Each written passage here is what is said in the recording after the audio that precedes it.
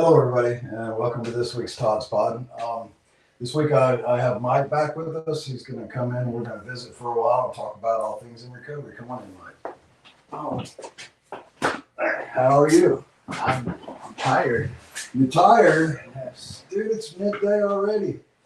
For old people. Football starts soon. For old people. For old people? Yes, sir. I think old people would beg to differ with you on that one. That's all right. That's okay, yeah. I'm not going to argue with an elder. I hear you, man. So go ahead and introduce yourself and let everybody know. I know you have before, but there's probably people out there that don't know who you are. I'm Mike. I'm in recovery. Monday I'll have 21 months. Yeah. Yeah, it's good stuff. It is. It is. It's the best quality sobriety I've ever had. There's emotional sobriety finally. Mm. You know. What's emotional sobriety look like to you?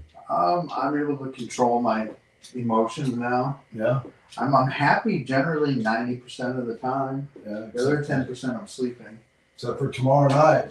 Yeah, we'll not talk about that. That's not what this is all about. That's not what it's all about. Okay. All right. Yeah. Yeah. But I'm here. I'm Yeah. here to talk to you. We both have our high hopes for our college team. Right? Absolutely. Yes, definitely. Absolutely. I Notre said Dame roll. all the way. Yeah. Roll Tide. You know. Yeah. But we've always known that about each other from Yes. I think from day one. Yes, day one. Is your phone. Yeah. All right. That's okay. Just gonna let it ring and just turn the ringer off. If you want to, and you don't have to. You can answer it if you want to. No, I can't. I'm not going to do that while I'm here doing this. Okay. All right. Sounds like a plan, Mike. Yeah. This So- is all about this. Yeah. So, yes, definitely, and I can definitely see a difference in you. Than in Well, the thank past. you. I mean, that's for sure something, and we all want to see all of us be successful in recovery, Absolutely. right? But not everybody is. Sometimes it takes what it takes, right? So, School's kicking my ass right now. is That's it? only Yeah, I been was the going to first ask week. you about that, right? It's only been the first You week. just started back. I did on Monday. Yeah. Okay. What's that schedule look like to you? Monday, Tuesday, Wednesday, Thursday, I have class. Okay. I have 5 hours of English. Yeah, I'm really In not- one day? No, not one Oh, day. okay. In 2 days, 2.5 hours each day. Oh. I have an astronomy class that I'm taking. It's a blow off class, so I don't have to take math. We talked about that though. That's good. That's an awesome class. It is. It's gonna be fun. Yeah, It's you're gonna gonna be a enjoy lot of that. fun. You will enjoy that. Yeah. So, I guess you know that Opportunity Recovery Group is expanding. We're going to expand into in-house recovery. So that's coming up here mid next month. Yeah. And kind of wanted to talk about that a little bit because Okay. you are part of Opportunity Recovery. So, Absolutely. I just wanted to basically let everybody know that we're bringing back a program that used to be called IHRP. And I was there in 2012. yeah, there's a huge difference in IHRP and all other programs. Would you agree? I do. Yeah. And So so agree. we're going to try to completely duplicate what IHRP used to be.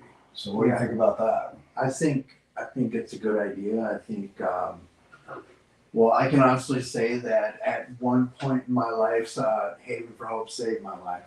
Okay. You know, there was an amazing human being that worked there named Big Book Dick, Yep. and yeah, he loved you no matter what. Yes, he did. Yeah. Even if I would pop off at him and tell him he was a miserable old man. And you know, that was just me being in recovery for the first time. Like, I don't need to do all this shit. I don't need to go to all these meetings. I don't need to get a sponsor. I don't need to work steps. I don't need to do any of that. I just need to be taken out of my situation, which here I am 13 years later, finally finding the way.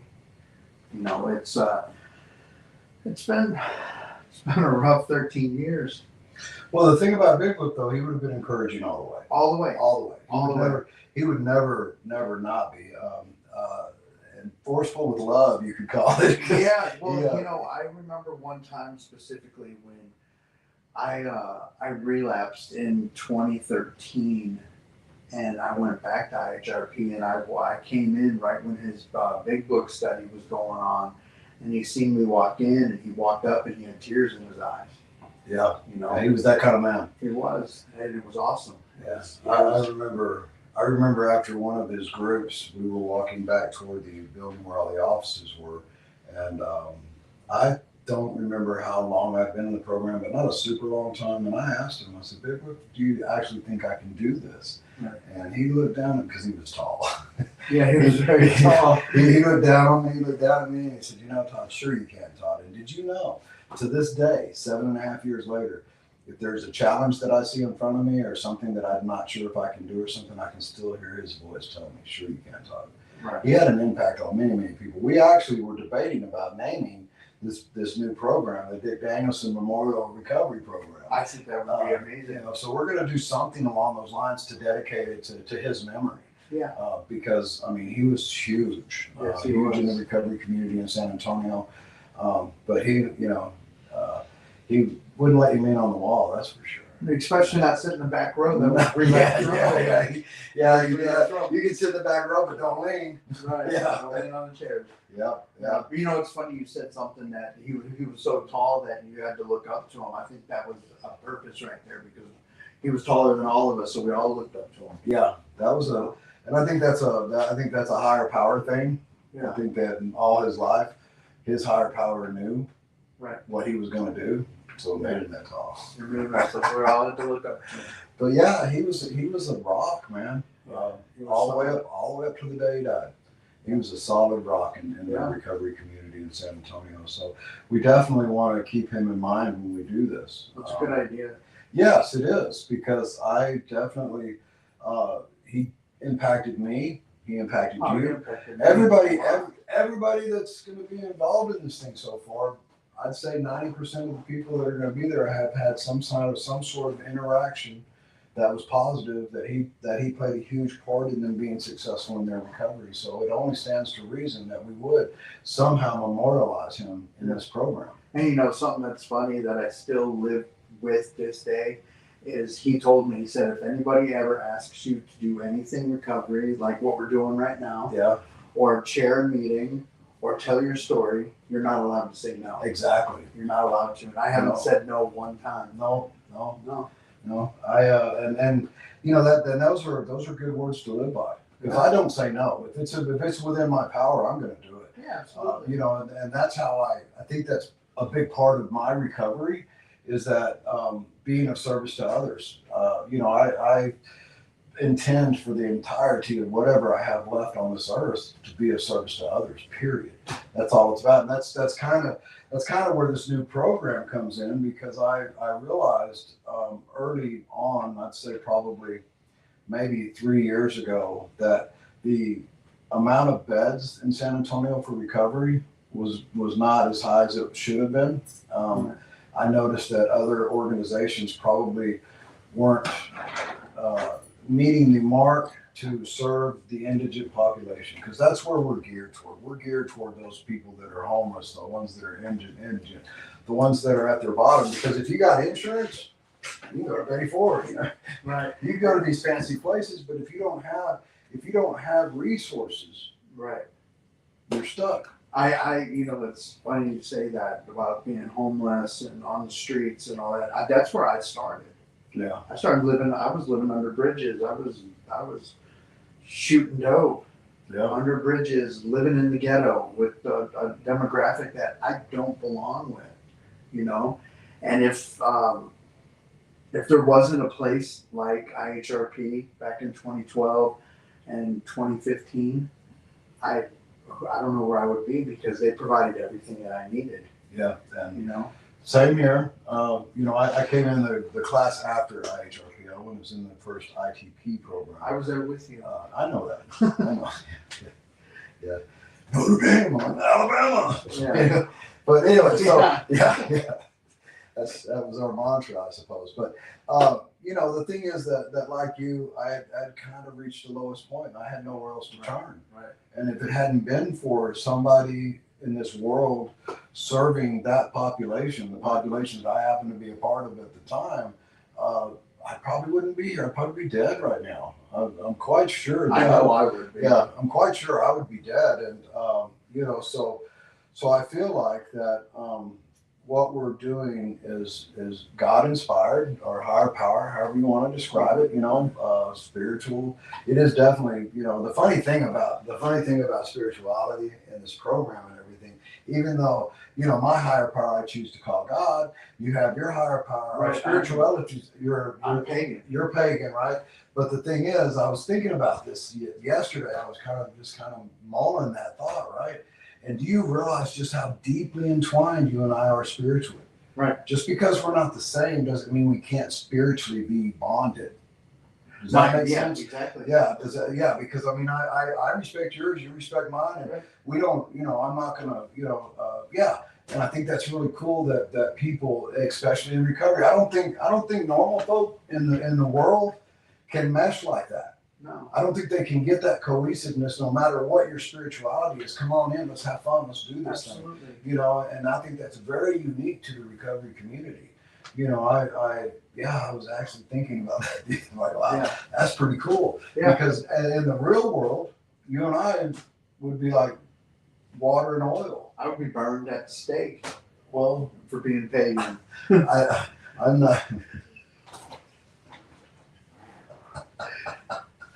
Well, and I might be hung from a cross for being Christian, So Yeah, but you know what? It's not the year 1000. yeah, it's not like that anymore, right? So I mean, but the thing is that it's very intriguing to me. I think about it because so many people of so many different spiritual persuasions can just mesh. Well, I mean, it's like it talks about in the steps. It says, "Find a God of your understanding." Yes. And if your God is keeping you sober and mine's keeping me sober, I mean that's the basis of the program. That's it. That's it. That's it. Yep. And I don't discriminate with anybody's God. Yeah. I'm not one to judge about anything like that because I believe in something completely different than what the AA program is driven off of. Well, you say that, right? But the thing is, Bill Wilson, super smart man, right? Right. A God of your understanding. He never said a deity in the sky, or he So- never said any of those descriptions of what God was. It was quite clear, a God of your understanding. Right, but let me ask you this. Okay. Why do we close meetings with a Christian prayer? Well, that was why do we close the meeting with the Christian prayer? Right. How do you know we're not talking to your God when we say our Father who art in Because heaven? I grew up Catholic. Because doesn't your pagan gods have their version of heaven? Yeah, it's Valhalla. So could you not, in a roundabout way, twist that around and say, okay, well, when I say that prayer, I'm actually speaking to your gods. Well, I don't say that prayer. I say what I do is I say a prayer for everybody that's in the circle. I got you. I say it to myself. Okay. All right. I can respect that. I was just, you asked that question. Well, I don't really know why, other than, I think it dials us back, I suppose. But I get what you're saying. That's why a lot of groups close with the Serenity Prayer. Right. Because it's very non-denominational. Right. And they close in different ways. I don't. But like I said, it doesn't really matter how they close it. Really. It doesn't. It doesn't. Yeah. I mean, except for the funny looks I get when they don't see my mouth moving. But it's all right. It's all right because I've tapped into a power that is keeping me sober. Well, and that's the basis of the program. And over the last 13 years, all the recoveries that I've ever had, I never knew who I was praying to. So there was never any substance there. Right. And now I have many gods and goddesses that I pray to. And you know what? They are making my life the happiest it's ever been, besides my son being born. I see that. And I give it up to that. Yeah. Like right before I came in here, I prayed. Right. So yeah, and then a little side note, right? Yeah. When you're at a meeting or something, and somebody gives you a hard time about that, ask them, well, who's your God? And if they try to tell you that their God is kind of like my God, you can tell them straight, well, wait a minute. I thought y'all weren't supposed to judge people. Well, you know what? Check this out. Yeah.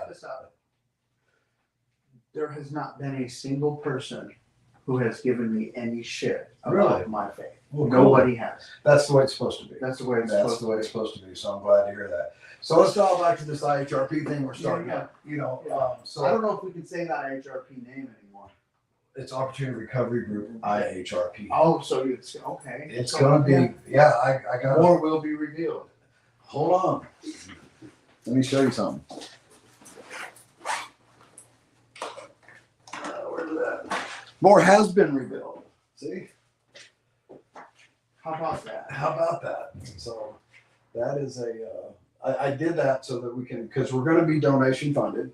Okay. So you gotta show everybody. See, this is, Oh, I was. we already have our little IHRP thing, and here you can scan a code there and donate if you'd like, because we are gonna be donated, we are gonna be funded by the community through donations and such. I know you can't see the codes, but I'm gonna get into that in just a little bit, how you can donate. But I feel very Can I keep confident. this? Yes, you can. I feel very confident that out of the 250,000 people in San Antonio that are in recovery, did you know it was that high? I had no idea. Yeah, that's 200. I know that this is a really big recovery city. Yeah, the last time it was counted, I forget what year Rick was telling me about that. I forget what year he said, but it was 240,000. So I can only assume it's probably It's probably 240,000 yeah, now, it's if more. not more. Yeah. So, you know, that's a huge community to tap into. And if you took my followers alone that I have on Facebook, right? If everybody donated $10 a month, which is not much money, $10 a month, that would fund that program. Yeah. So the thing is, if we get enough people in the San Antonio community to even, you know, if you can do more, do more. But if you can't do less, do less. It doesn't matter, right? But So- we get enough people, none of those scan codes are for that. So I'm going to be later today. I'm going to be putting I'm going to put out a post that is going to be probably a Give Butter post, and you can go into there, and you'll be able to click and pay a monthly thing if you want to. Like a GoFundMe. Kind of like a GoFundMe. I'm probably going to do a GoFundMe as well because we have to get our initial startup going. We worked on a pretty good deal with the veterans. It's through the GI Forum are the ones that are kind of over the location where we're going to be, but we'll be autonomous to them. It's not like we have to serve just veterans. Of course, we will serve veterans gladly. Yeah. So it's kind of be a mixed community, but we're going to be serving the indigent, the people that are coming out of Bexar County that are looking at charges that may possibly put them in prison if they don't do something. So if we can get them at that point where they're coming out and they go straight into recovery, straight into programming, rather than coming out, getting out there and messing up again and running for 2 more years. Well, So the idea is that we can help them not go to prison. right. Yeah. But I'll tell you this much. I've had charges in the past. I didn't care what the consequences were. I understand that, but there comes a time when you do, Like now. you know. And now I got an ankle bracelet on. Oh, I got a no, GPS. I thought that was your Just new jewelry? Your new Notre Dame Blame. No, No. it's a GPS monitor with my GPS parole officer. monitor. Yes. So tell everybody that don't know what that is. I have a friendship bracelet with my parole officer. She knows that I'm here right now. She knows everywhere that I go. And I understand it. It's Right. accountability. Right. I get it. And unlike probation, parole is actually trying to keep you out of prison. And my parole officer is awesome. Yeah. I couldn't ask for anything better. Right. You know, and this should be coming off this month. Had it on since March 24th. And it's okay because it's taught me patience. I It bet. keeps me in line, you know, and I think that's the whole purpose of it because I don't want to go back.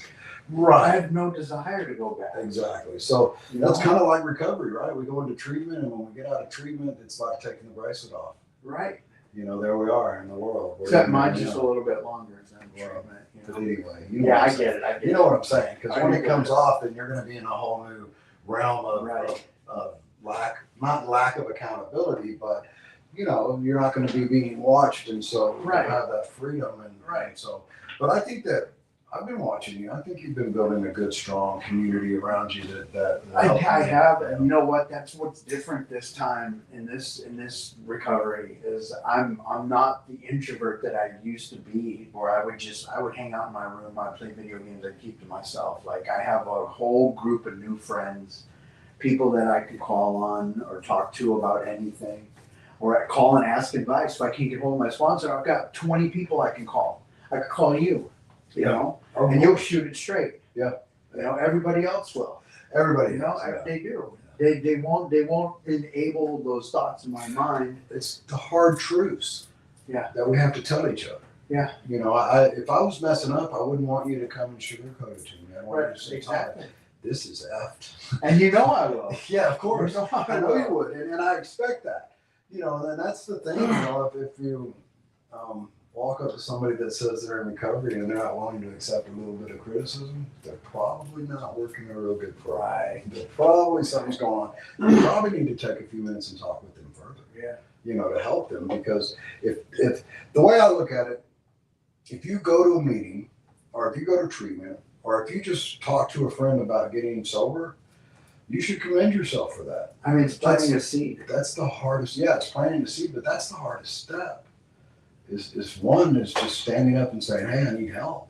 Yeah. You know, especially, you know, not to dish women, but for men, it's extremely hard for men to stand up. I think and it's say, need help. equally as hard for Probably, both you're, sexes. you're now. probably right. You know, yeah, I'll give it that. But coming from a man standpoint, you know, I can understand that the man mentality, because another thing about that I find in this recovery piece is that 99% of the time there's some underlying issues, Absolutely. and as men, we're not supposed to stand up and say. Yeah, but it's also not 1980 anymore, or 1970 anymore. You know? You would be surprised at how many men still, because I my previous job, I interviewed a lot of individuals that were incarcerated that were looking to be getting out and talking about recovery and stuff. And I could talk to them in such a way, because of the fact that I suffered all those abuses as a child and everything. I could talk to other men in such a way that gave them permission to talk about it themselves. You'd be surprised and how many minutes the first time I've ever told anybody in my entire life. And I'm like, I get it. Because when I got sober, all my abusers were dead. Right. I didn't have to tell anybody about that, but it would have stayed inside of me. So I had to get those things out in order to survive a sober life. Well, I think the addiction stigma is kind of going away. Of course, because I think so. And I know definitely the mental health stigma is gone. I agree. It's You so know, much better than it was. Because I'm dual diagnosed, like Right. I have mental health and addiction. You know? I can tell. It's all right. It's all right. You can tell. It's all right. It's because I wear it today. Yeah, me Because too. I'm not ashamed of it Right. anymore. Right. You know, I'm not ashamed of it at all. Like, hey, I'm bipolar and I'm a drug addict. Like, I wear it as a badge of honor, man. You know, Yeah. because that is what makes it where we can connect with others. absolutely. And without sharing that stuff, no one will ever know No, unless you have a total meltdown, and you know, and I have in the past. I've been in Kerrville Psych Hospital before. yeah, You know, and I've had manic episodes to where I've had to go to the hospital and have MHMR come talk to me when I lived in New Braunfels when I was married, you know, and I never took it at face value then, but now, you know, I stay on my medication and I stay off drugs. I try to self-medicate with, I'm a heroin addict, you know, I know you knew that. yeah. Well, I have been a heroin addict myself, so, You know, yeah. and I always thought that when I stopped taking my medication, if I self-medicate, I'm okay. No, I'm even more of a mess when I'm self-medicating. But I don't see it because my mind is telling me that I'm okay. Oh, you're okay, you're okay. And I look back at it today, I was not okay. No, I this looked thing's at- not your friend. No. It's your worst enemy. No. It'll literally have you in a ditch, one hit away from death, and tell you, "Oh, it's okay. You're good. You're You good, got man. this. Go ahead and take that other hit." Yeah, you got this. Yeah. You're not sick. When I start saying I got this, then things are Exactly. really fucked up. Excuse my language, but No, it is. they are Your fucked. brain, you're laying in a ditch and your brain's going, oh, this is a great place to be. Right. Yeah.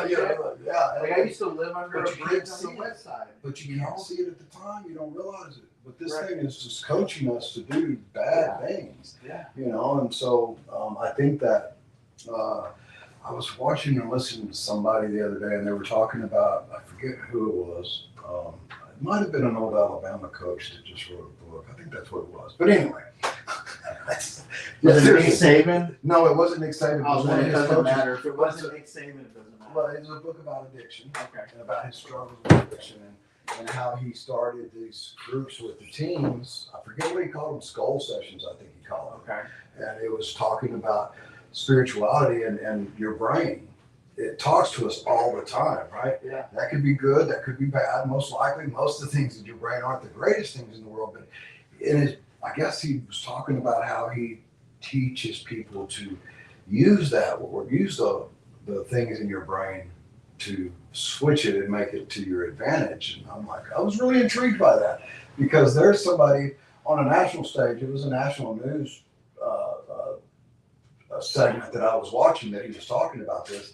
And like you said about the stigma and stuff going away, but to hear it said in such a way that made me think, well, because really initially our brains are always talking to us. Right. The question is, what do we do with that? Well, I think this is how I feel about that because my brain talks to me all the time. You got somewhere to go? No, Checking your time? no, I'm just hearing them the next year. I'm Oh, thinking, okay. okay, it's getting cool. Yeah. Okay. But I believe that if you've tapped in to that spiritual entity, whatever you believe in, and these random thoughts come to you, it's like a form of meditation. Yes. It's my gods and goddesses speaking to me about situations, and sometimes I'm dumbfounded with some of the stuff that I come up with. Oh, I know. And it's not unhealthy stuff. No. You know, if it was unhealthy, it's definitely not my spirituality speaking to me. Yeah, I agree with that. Dude, I've been doing writing. I've been writing stuff, right? And it's weird because all of that I think it's all comes from what I consider to be my God, God. And it's weird, man, because I never realized that. But it's like when you tap into that spirituality, when you can actually, like you were talking about, when you can actually feel what's being given to you. Right. Right. I just had a situation like that the other day where I came from a meeting that I just started going to because I can't go to my home group because of school, and I get home and I was just in a great mood and I had nothing but good thoughts being like, I listen to music all day, every day when I'm driving and everything. But like I shut the music off because my mind was going crazy. There was nothing negative, and it produced like one of the happiest moods I've been in a while. Not to say that I'm not happy all the time, but I was overly happy, and it didn't. Nothing was poisoning my mind. I had to tell somebody about it. Yeah. I would imagine. Yeah. I had to because I was just I'm not used to this. There's a lot of first times this time in recovery. And I've been doing this for 13 years, but the last 21 months, I've had so many first times that I'm so happy to be part of. Right. I used to never want to be part of because I was always afraid of being accepted, being rejected, and now I just don't give a shit today because this isn't anybody else's journey. This is mine. And I get to mold it the way that my God's allowed me to. Everything I do. I mean, I sat in the parking lot and prayed before I came in. Right. I already prayed once this morning, but I did it again. Yeah. Because I asked for the wisdom, the strength, and to be able to spread love because I finally love myself today. I'm happy with what I see in the mirror. I'm very happy with it. To where it produces a good mood because my self-esteem is back up, my confidence. It could be mistaken with cockiness, but it's more confidence than anything. And it's unbelievable. It's unbelievable that it's taken this long, but I know it takes what it takes to get you to the spot where you're happy. But I've tapped into something that keeps me happy all day.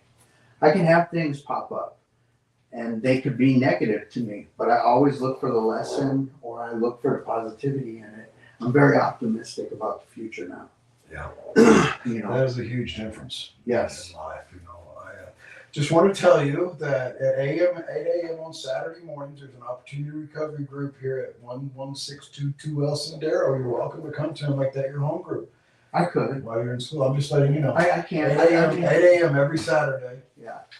That's Yeah. a shameless plug, folks. Well, I was introduced to a new meeting, even though it's on the other side of town, Yeah. but I love the people there. It's a small meeting. There's probably no more than 15 people there. Oh, okay. And it's one of the meetings where you get, where the person who chairs and brings the topic calls on people, you know, and I like that. Yeah. You know, and I like the meeting. It's a closed Alcoholics Anonymous meeting, and I'm a drug addict, but you know what? I can look at it from their point of view and still be successful with it. Alcohol's a drug. I get that. I firmly believe that, you know, I think that, so I've been to all the groups. Yeah. Because I qualify for all of them. Yeah, But likewise. yeah, you know, I just, it baffles me sometimes, you know, when you get people talking about, if it's not alcohol, alcohol's a drug. And then, you know, it even says it in the end. Yeah, exactly. So, you know, funny thing though that comes to mind is, you know, this new meeting place that we have here, right? Yeah. It's very close to where I live, and I can sit in that small meeting room right there, and all I have to do is look over my shoulder to remind me of my past. Mhm. Because I used to sit in that little parking spot right there in that corner. That was my stop before I got home. Either Yeah, to I remember shoot we my talked drugs about that or one day. blow my whatever. Yeah. It was right there, and so it's very personal to me to always remember what it was like, and it's funny, man, because lately, like I saw a guy this morning, passed me on the road, and he was just, and you could just see it all over him. I'm like, man, that dude's not happy at all. Don't know where he's going or what he's doing, but he is not happy at all. And it was so nice to know that I could just, like you said, we have a new kind of happiness. You know, I can Right. just kind of be chill. Yeah. And I can laugh at that shit today. Yeah, Some of the exactly. stuff I was doing. I laugh at it. I Yeah. look back at it. I have conversations with a friend of mine, and I look back at the stuff that I used to do. You know, I mean, oh my God, the 2-year relapse I had before I went to prison, that sent me to prison. You know, which I was very grateful to go to prison because I wouldn't be here being able to talk with you right now. I would have continued doing what I was doing. I probably wouldn't have reported the probation or anything. And I know myself. Like, I'm not gonna set myself up for failure now. You know, and I lost what I was gonna say to you, but Roll Tide? no, No, that's not it. That's not it. You know, it's crazy because I used to live in Pensacola, Florida, Yeah. and it was right there by Alabama. Yeah. And everybody I met was a Roll Tide fan, Yeah. and that's what makes me hate Alabama. Because everybody was a Roll Tide fan. They're hardcore, man. You get They're bad. But so are Notre Dame fans. They're Oh, we terrible. are. We are. Yeah. Isn't it crazy? Isn't it crazy? I'm pagan and I love a Catholic college. Like, you know, but I've been watching Notre Dame since I can't even remember. So I've been watching Alabama since 1990. I've been watching Notre Dame since the 80s when Jerome Bettis was there, and Tim Brown. The only team I'm a lifelong fan of is the Cowboys. Yeah, well, let's not talk about sports because I'll get into an argument with you about it. And that's not what this is about. This is a building year for us, excuse me. I'll say that at the very beginning. Hey, it's just a building year. I don't We've know. been building since '93, so Good. yeah, you have. Yeah, I guess. But it's all right. Who cares? It's a player a year. Who We cares? should have a Super Bowl team. Well, Yeah, right. Yeah, that's it's all good. You know, gave them away. everybody has pipe dreams. Everybody does. Yes. Everybody does. Yes. You know, you never know. At the end of the season, we might be watching Dallas Cowboys in the Super Bowl. That's cool. I mean, I That'd wouldn't be watch great. it. I wouldn't watch it, but it's all right. Or Anyway, Alabama Notre Dame national championship. That'd be That'd be a great game. we could do that again. Yeah, we would do that. Yeah. But you were talking about not forgetting where you come from. Yeah. You know, I can't. If I start forgetting where I come from, then I've just completely lost the motivation to do what I'm doing. Exactly. And with what I'm going to school for, which actually, I was going to tell you this. So you know how my son's in Arizona State. Right. Okay, so I was doing a little research, and I'll read to you exactly what I found. So after I finished this in the spring, and I'd finished my practicum, which hopefully is going to be with us, with you guys. Yeah. And I was looking at advancing my education after that, and I found a program at Arizona State University online for what was it? Give me 1 second, okay? So then you and your son could be alumni from the same Exactly. I could get a bachelor's from the same school that my son's going to, but I'm just going to do it online. So And would that mean that I don't have to hear the whole Notre Dame thing anymore? That it's no, gonna be that doesn't Arizona mean now? just because I would be alumni from the place does not mean. I'm just messing. I know you are. I know. How's your son doing out there? He's actually in town right now. Yeah. Okay, counseling and applied psychology science, substance abuse and addiction, bachelor's degree. And it's going to cost just a little bit more than what I'm already paying for school a semester. Cool. And I talked to my son about it, and he said, "Dad, do that. That'd be so awesome. That would be. I get to watch you graduate in person at my school, and then you come back 2 years later and you watch me graduate. And we both would have a bachelor's degree from Arizona State." Got goosebumps on that one. Yeah, that would be awesome. That would be really cool. Yeah, he said, "Do it." So he's liking it out there. He likes it. He loves Good, it out there. Good. Yeah. Yeah. I have all these friends who's that I get to hear them talk about, my baby's going. Yeah. Yeah, he's not my baby. No, He's a grown man. No, they're grown kids, but I mean it's yeah, I know there's a little fly in there, A little gnat or whatever yeah. it is, but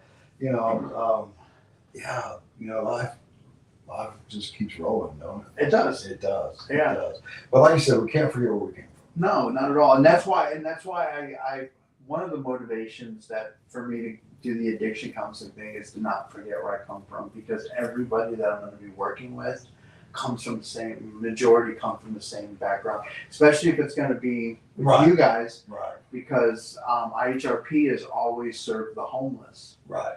and I've been homeless. But it's not a Haven Pro. It's not a. I know it's not a Haven separate, thing. yeah. I know that. I understand that. I get that.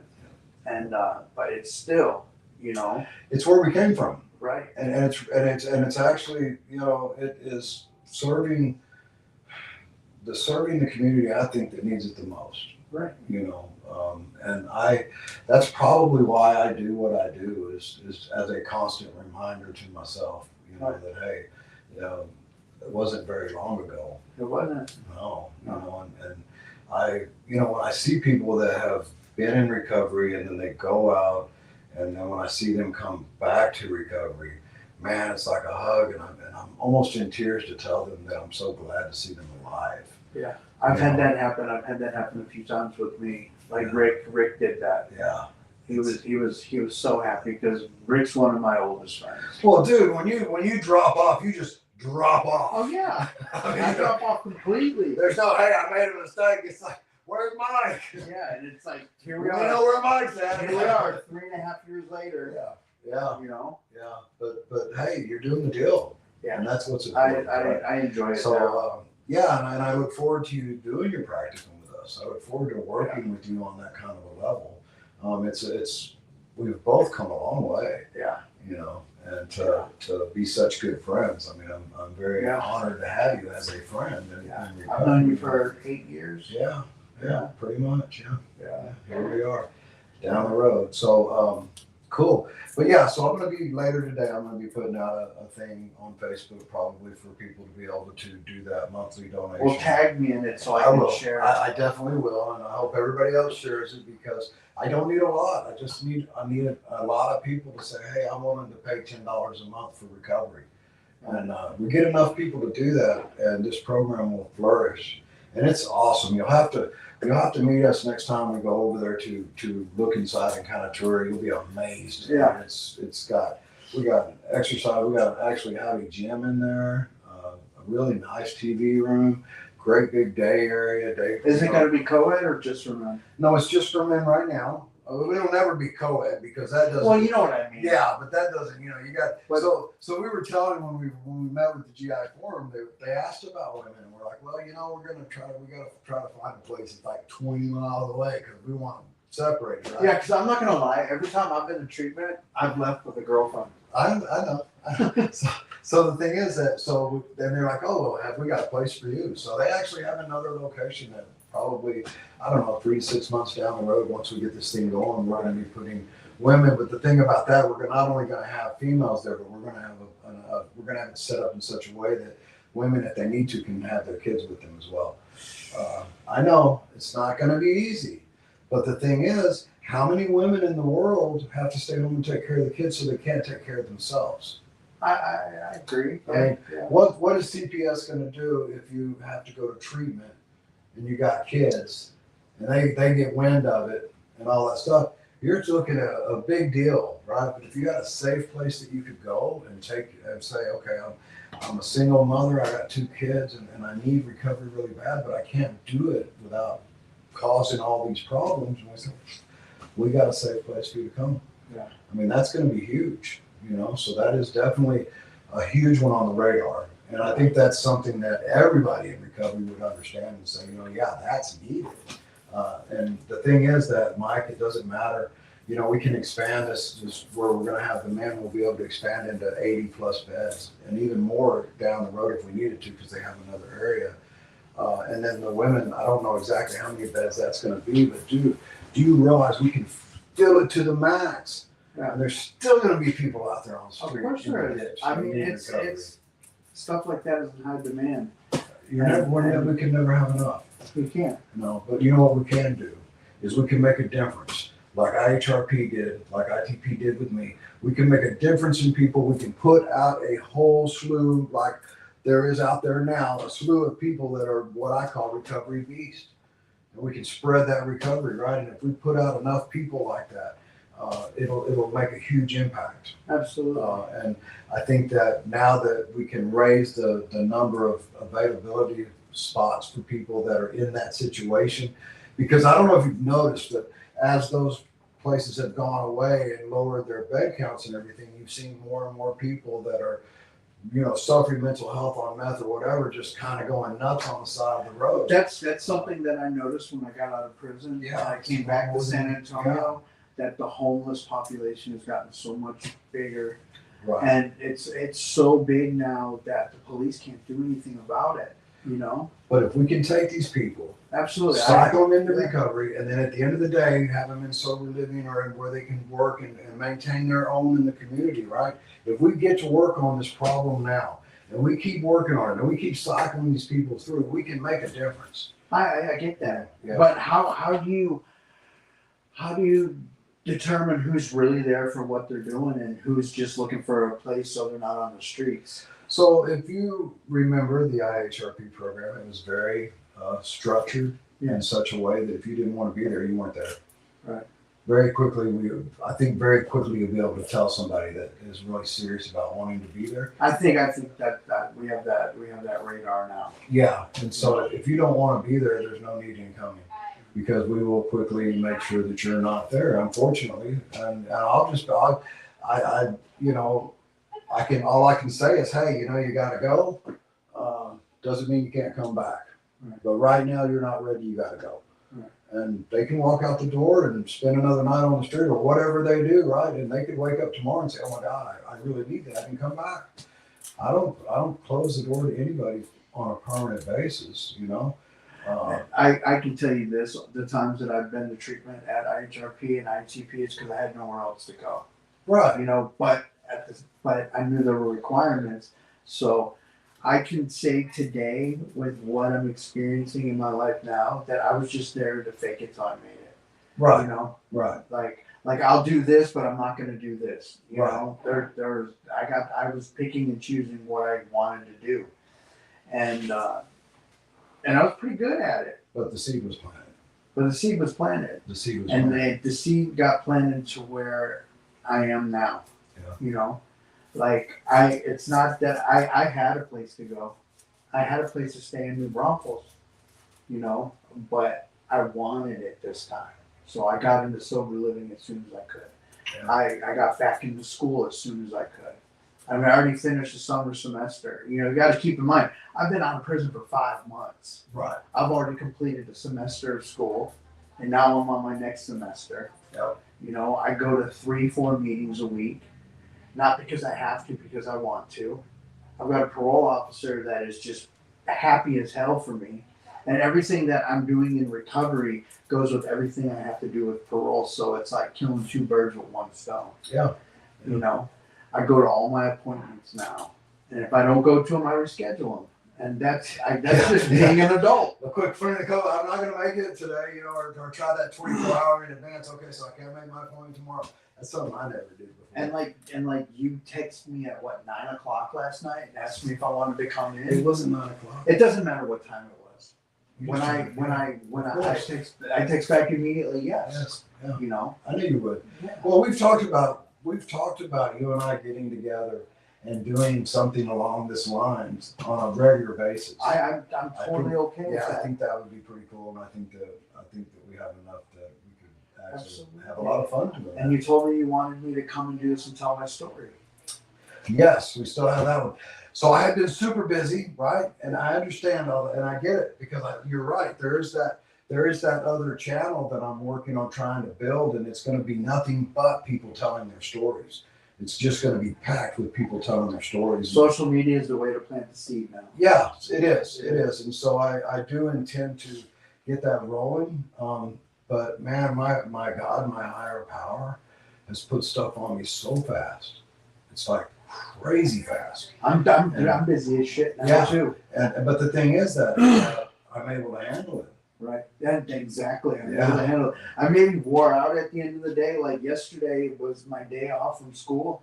I took a nap. I don't take naps. I Yeah. don't do stuff like that. I'm not that old yet. Yes, you're older than I am. Yeah, we all know that's not true.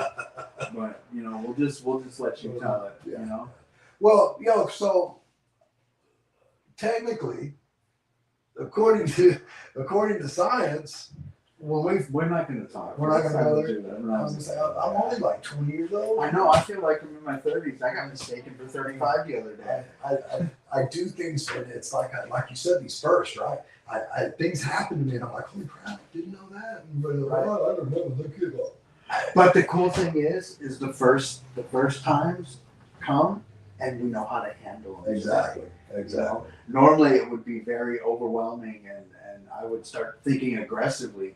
Yeah. You know, I would be impulsive. You Right. know, and today I'm able to handle those things, and then I think that's the reason why every meeting I go to, pretty much every meeting, we read the 9-step promises, Yes. because it gives us like a bullet point to think about. Are these things happening in my life? And they are happening today. Yeah. They are. I remember hearing those early in recovery, and I was like, man, if I could only get some of that. Yeah. You know, they're the 9-step promises, right? Right. Yeah. And I wasn't on the 9-step. I was, But you know what? but they come. But they come anyway. Yes. They start happening. It's like, oh, cool. You know, so those were a marker for me, and I think we should read those more often in meetings and stuff, because they are markers for the newcomer. Right. You know, and the other day on Wednesday there was a topic brought at my new home group, and it was about the psychic change, and it's crazy when something's brought up about that. And I just had a conversation with my sponsor about that, because I was making more adult, mature decisions about things that have happened that I won't talk about on here, but I'll tell you afterwards. Okay. But but to notice that there is a psychic change, like I care about people today. Yeah. Like I try to see what I could do for somebody, you know, and those are the parts of the program that I've never worked before. Right. You know, like being at a meeting and knowing that somebody's taking the bus and it's 100 degrees out, and just look at them, hey, you need a ride home after this? You know, that shit comes natural now. Yeah. It's like he talks about in the book about the God conscience. Uncommon sense becomes common sense. You know, and I think that has a lot to do with the way you work the steps. I think so. I think so. I think today I'm very acutely aware of the results of my actions. Absolutely. You know And what? I used to not care about the results of my actions. Okay, so let me tell you about that, accepting responsibility for your actions. Right. So when I got my bond revoked on November 30th of 2023, my sobriety date's December 1st of 2023. I got into an incident when I was in Kendall County in Bernie, where I got into a fight with somebody. Okay. And I went to SEG. I was in SEG for like 16 days, and I was sitting there. And I was on the little kiosk messaging my family and different things like that. And the corporal came in, and I just turned around out of nowhere. I was like, at the time I was 42 years old. I told the corporal, I said, this is the time in my life where I'm finally willing to accept the consequences for my actions. He's like, what do you mean? I said, well, I got caught with dope and burning. Like, I'm going to prison. I'm okay with that because, I've already tapped into some spiritual entity at the time to where it's like, whatever you're going to do with me, just do it so I can get going on with my life. And it's funny, I was supposed to be in there for 30 days. He came and got me on day 16 and moved me back into population. Yeah. And it was because of that, because I Right. had that epiphany where it's like, at some point in my life, I have to accept the responsibilities for my actions because whatever I say today, I'm going to have to deal with tomorrow if it's wrong. I had a guard one time when I was incarcerated, and he was trying to get me and a few other people. There's probably maybe 5 of us in this room that we were talking. He was trying to get us to understand that our circumstance was a direct reflection of, or not reflection, but a reaction to our actions. That we were the reason we were there, and it was like, and I don't know how they picked us out, but there was no way. None of us were like, oh no, I'm here because I got arrested. No, I'm here for this or I'm here for that. Never No, once. I'm here for what I did. Right, but I couldn't. Even being there, I still couldn't conceive that. It's weird. It took every single day of me being locked up, every single day of everything to bring me to that point. And I don't believe when I got into ITP, I don't necessarily know that I was completely surrendered to the fact. Right. I had no problem admitting my problems, but being responsible for them. But the book states Teaches it well. us. It Yes. states it well.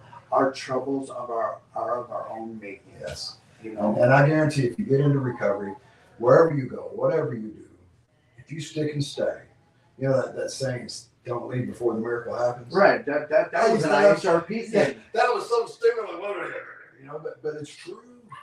Right. If you'll just stick and stay, it'll happen. It will. It will. If you follow everything, those 12 steps that are on the wall of almost every meeting you go to, there's a reason why they're there. There's a reason why they're in the order they are. Exactly. The first step gets you ready for the second step, second for third, and so on. And so on. And then you finally get to 12, and you're ready to work with others. Help somebody else. You're after having a spiritual awakening, you're willing to take people to detox. You're willing to do stuff like that because me taking somebody to detox is actually helping me because it reminds me of where I don't want to be again. Right. I like when I used to ride the bus and I would go to parole, I would see people from the neighborhood that I would hang out with, and I was like, holy shit, I used to look like that. Like I have a picture on my phone that somebody took. I was 165 pounds. I'm like 225 now, and it's healthy weight. Right. It's happy weight. It's not happy weight. I like that, happy weight. My waist size went up a little bit, but I understand that and I get it. I'm bigger now. But now you can hold down a job to buy clothes. What? Now you can hold down a job to buy clothes. Exactly. Because I'm not all over the place anymore. Right. So yeah, I think we both have a very good understanding of where our place is in the world. Absolutely. So Mike, it's been great. I hate to cut us off. It's all right. I will look at my watch now. Yeah, we gotta go.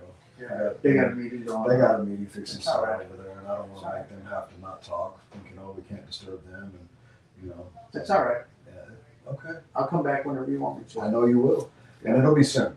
I think we need to try to start. I think we should do this on a regular basis, just you and I, just chopping it up about something. Right. I like That's good. that. I enjoy that. So. We do this without the camera on. I know, that's what I'm saying. I do it with the camera, right? Exactly. All right, Mike. Appreciate you coming. All right. My hug is on me. I know that. All right. All right. Well, thank you for tuning in this week, and everybody try to remember the fact that, I am going to be starting that new in-house program, but there's more information to be posted about that later. So y'all have a great week, and I will see you next week. Thank you.